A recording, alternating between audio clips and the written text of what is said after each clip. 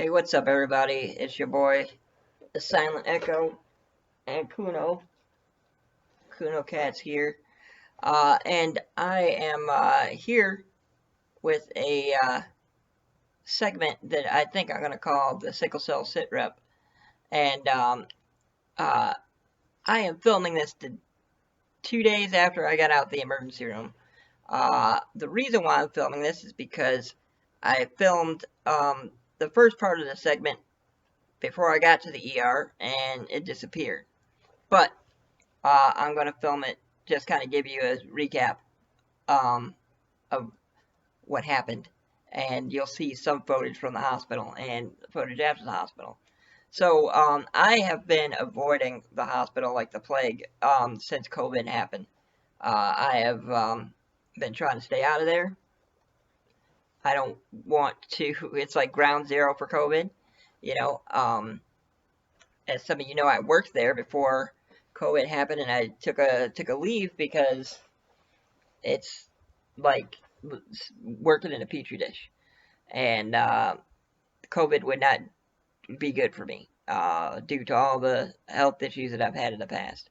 So I've been trying to stay away, even for my own health reasons, you know. But the weather has been awful.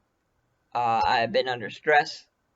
Got some personal life stressors and some stuff going on, so my pain has gotten worse. So I broke down, and I had to go. I just had to do it. And I sat and I thought about it, and I agonized over it and analyzed it in my head, risk reward, and you know, even when COVID's not a thing, it's something I struggle with, is when to go to the ER, because it sucks, and there's a lot of, sometimes you run into bad doctors. You have nightmare stories, and I could give you many nightmare stories from the ER, even U of M's ER.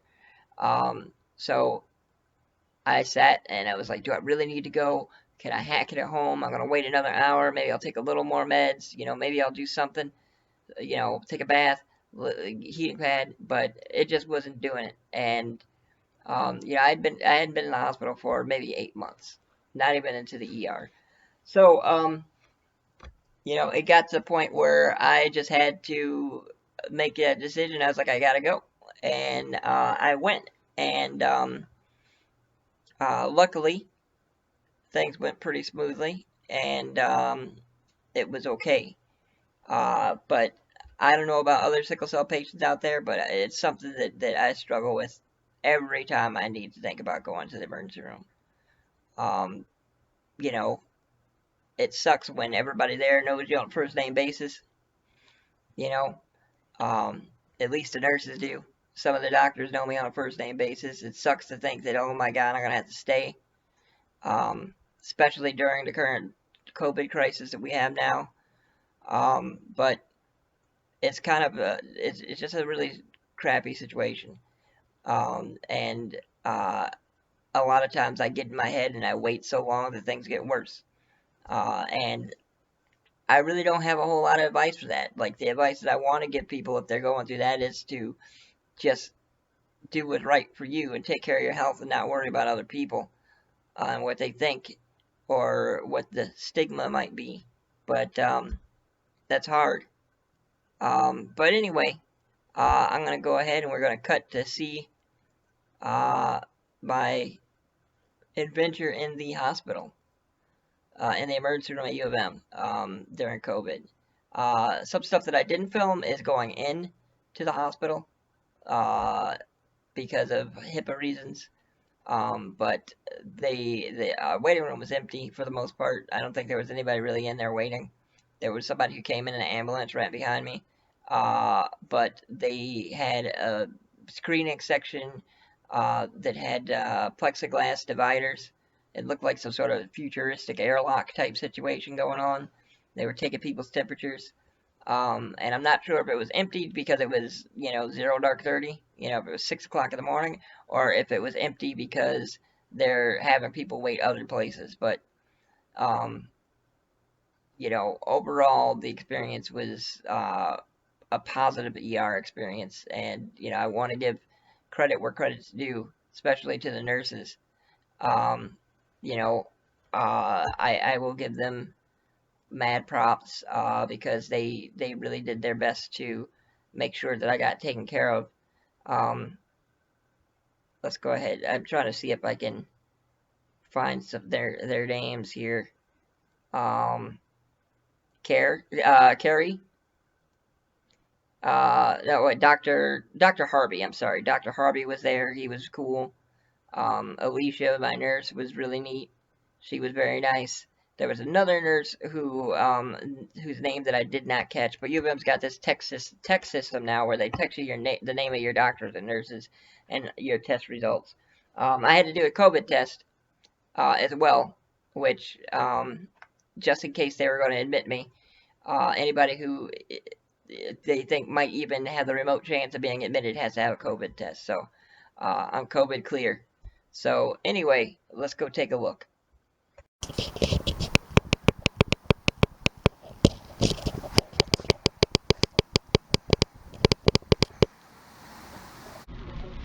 Alright, what's up, gang? It's your boy. As you see, I came into the ER, and I'm just gonna give you a brief update on how it's going. So I got here at I left the house around 6. I got here maybe around 6:37.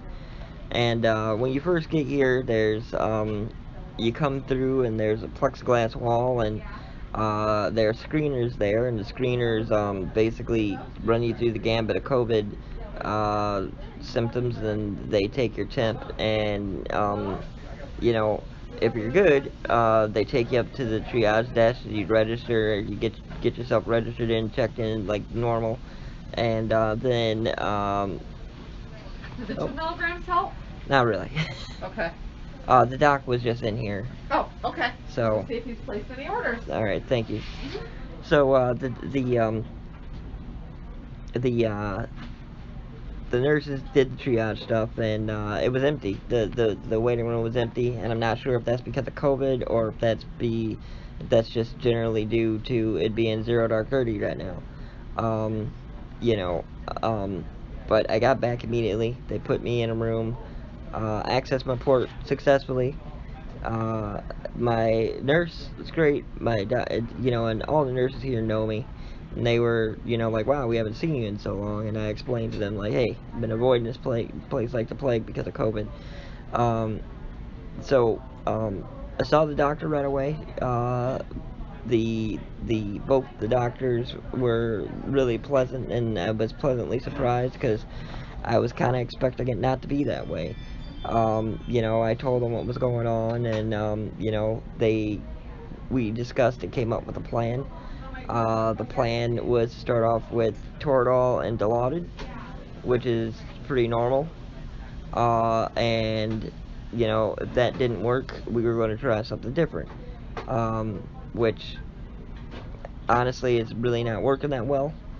Suboxone and Dilaudid kind of fight each other in the head and your receptors, so it makes it a little bit complicated. That being said, the doctors are very understanding, very kind. The nurse is great. This is gonna go in my books as a pretty decent ER experience so far. Now, the doctor told me that they were gonna have to give me a COVID test if I thought there was a possibility of me staying. I thought it was wise to just get the COVID test. One, so I know I don't have it, even though I had one not that long ago. B, just in case I do end up staying. I'm hoping that I don't. Now, since the Dilaudid isn't working, they're going to try giving me a dose of ketamine, which I'll talk more about in further detail, but ketamine is a dissociative drug that has been used by the military. It's in the World Health Organization's list of essential drugs, and it works in a completely different manner than opiate pain medicines. Therefore, the Suboxone should not interact with it. So, that being said, we're going to do that and see what happens. So, alright. I'm back. Well, I made it home. I didn't end up staying, which I'm glad of, because that's the last place I wanted to be during this god awful pandemic. Um, you know, um, so let me tell you guys what happened. So, the doctors were quite reasonable, and they were really trying hard to make sure that I felt better and felt good enough to get out of there. They were willing to admit me. I didn't want to do that. They didn't try to force it on me, which is the best case scenario, because sometimes that happens where you want to go home and they think they know best, and they're like, no, you need to stay. My blood counts were relatively normal. I just had a apheresis transfusion about a week ago. Um, my body right now is doing something, because um, my retic count, and that means the speed in which my body is making new red blood cells. Because my body is freaking out, like, oh man, something's going on. We're having some sickling, so we better hurry up and make some more blood cells so we can get some more oxygen through the system. So that indicates that I'm having some sort of sickle cell episode. How severe it is, you know, um, it's kind of hard to tell, right now at least. My hemoglobin was okay. It was, I believe 10.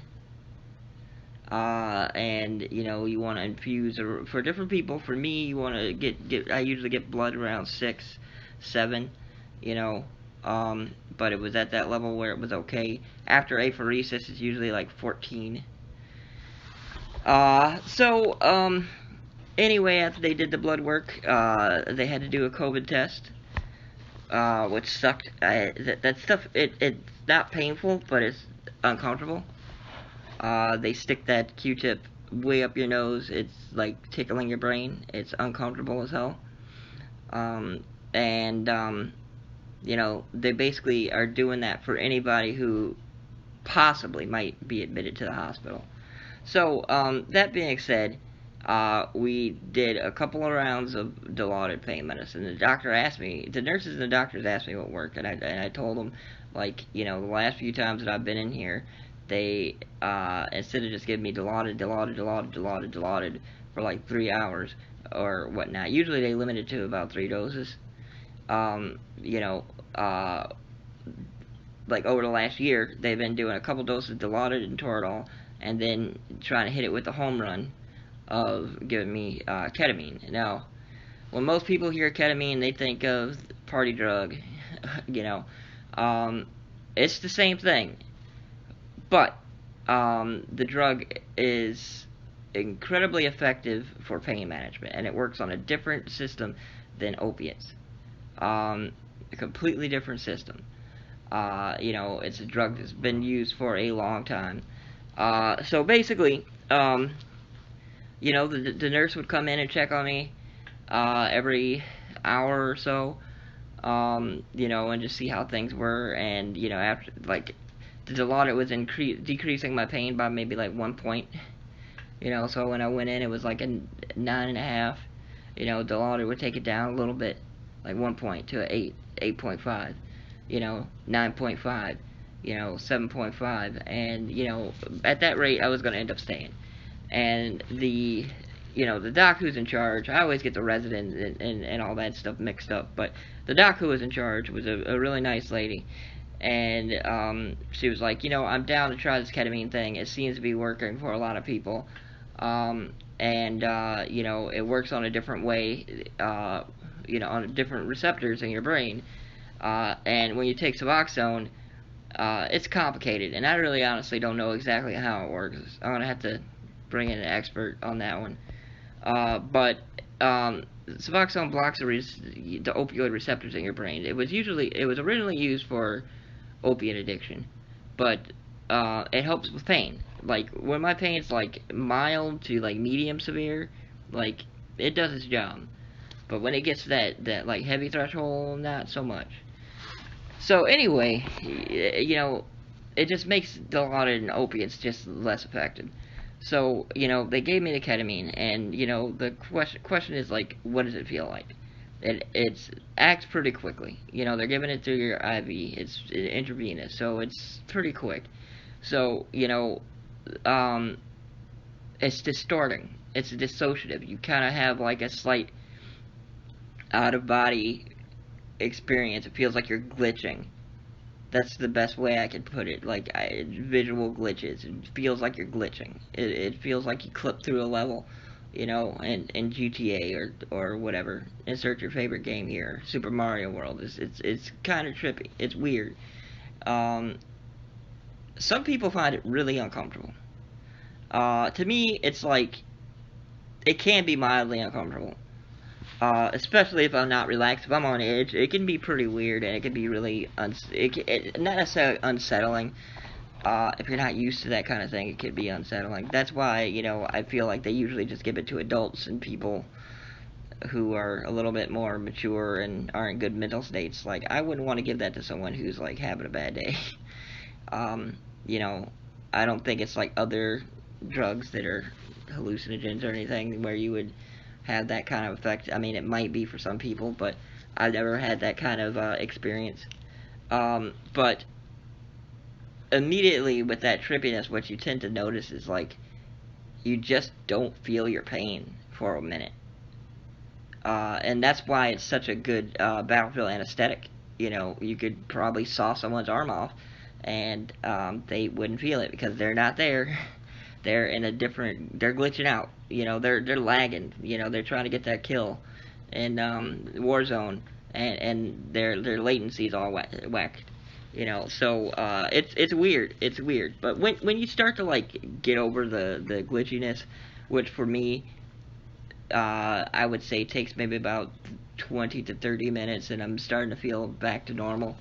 Um, you know, um, that pain relief still lasts. You know, and right now I'm not in agony.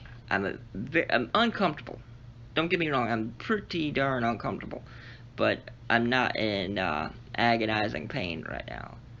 Uh, and it tends to last for a while, and I feel like it also kind of generally elevates your mood and kind of gets rid of that stress-based depression that you get a lot of times from having increased pain, and that increased pain causes anxiety. Anybody who tells you that they don't get anxious when they're in pain, um, you know, to some degree, is not telling you the truth. Um, so they after they gave me that ketamine, I would say my pain was still uh maybe like a 7.56, 7.576, somewhere in that range. And I kind of like, you guys know me, I'm tough. I could operate with pain level at around 7 or 8, but it's horrible. It sucks. It freaking sucks. And I do it too much, and I've been doing it nonstop for like the last 9 months. And it's whack. I hate it, because of being afraid of this COVID thing, you know.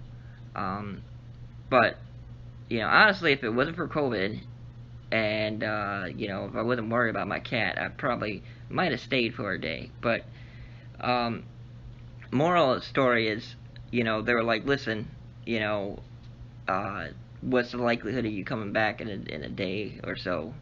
It's like, I don't really know. I'm not opposed to doing that. I really want to go home. And they were like, listen, well, we're gonna give you one more dose of Dilaudid, and it's hopefully it'll be good. And they did. And then I chilled there for a while until they thought that the medicine had gone through my system enough to be able to operate, a vehicle. So I was there for a while. I kind of lost track of time. I don't know how many hours I was there, but I got there really early in the morning, and it's like almost 5 now. So, uh, all in all, I will say this ER experience was a lot better than I thought, especially under the COVID conditions. I thought it was going to be a hell of a lot worse. Um, you know, I will say that the staff at U of M are really trying to keep people safe. It really looked like um, they were trying their best. And when I got out of the ER, I walked past the waiting room, and it was still empty. So I don't know if it was just an abnormal day where no one's sick, or what. But it was. I don't know if they're doing something special because of COVID or what. But it was empty, which is a absolute rarity. I've probably seen that 3 or 4 times in my life where it was completely empty, not one single person. Anyway, that's kind of what's going on, and I guess I'll try to report back to let you guys know if I end up going back or if things get worse or get dramatically better. One thing I want to say is I want to thank everybody who's been pulling for me during COVID. All you homies. So many people to name. I will refrain from doing so. I will name one person. I'll name two people in particularly. Three, fine, three. I want to thank my buddy Chris, who's been really great. I want to thank my buddy Arun. I know I'm adding more people. My buddy Arun, who's been really fantastic. My homeboy Nima, been just an ace. And I was talking to them last night, and they were helping me kind of deal with the pain and everything, and things that are going on. And I also want to thank Chrissy. She's been great about trying to be as understanding as possible about this whole sickle cell thing is complicated. It kind of sucks, but the one thing I gotta say, if you got sickle cell, if you got any kind of chronic illness, you gotta be open and upfront with your friends and let people know what's going on. Hiding it just makes things a lot worse. Anyway, this is your boy Echo signing off, and I will be editing some footage together and doing a whole thing, but I'll probably put that on YouTube and on Facebook. Maybe it'll get to Instagram eventually, but I'm gonna try to upload some more sickle cell related videos and maybe some non-sickle cell related stuff. Let's see. Might see what we can get cooking. All right, guys, take it easy. 2-6 out. Oh, I forgot. I also wanted to give a big shout out to a good friend of mine, Whitney. She is a teacher in Detroit, and today is Valentine's Day, and she sent me the probably the sweetest thing I've seen in a really long time. I'm not sure if you knew that I was in the hospital, but the photo you sent me of your kids making Valentines for kids who are sick, um, I was told that they're going to be going to Children's Hospital, possibly the sickle cell department. That was amazing. That was amazing. And I know that all those kids, whoever receives those lovely cards, will it'll brighten their day. Even like something cardboard, piece of paper, construction paper from a kid saying Happy Valentine's Day when they're missing school, while they're stuck, in a hospital bed hooked up to random crap, I think that's gonna make a lot of kids smile. So I would like to thank you and all the kids in your class who made that happen, because that's really cool. And I know if I was at Children's Hospital, if I was a kid there right now, and that showed up, someone delivered that to my bedside, that would definitely brighten my day. So thank you Whitney's class. You guys rock. Keep on keeping on, and take it easy. Bye.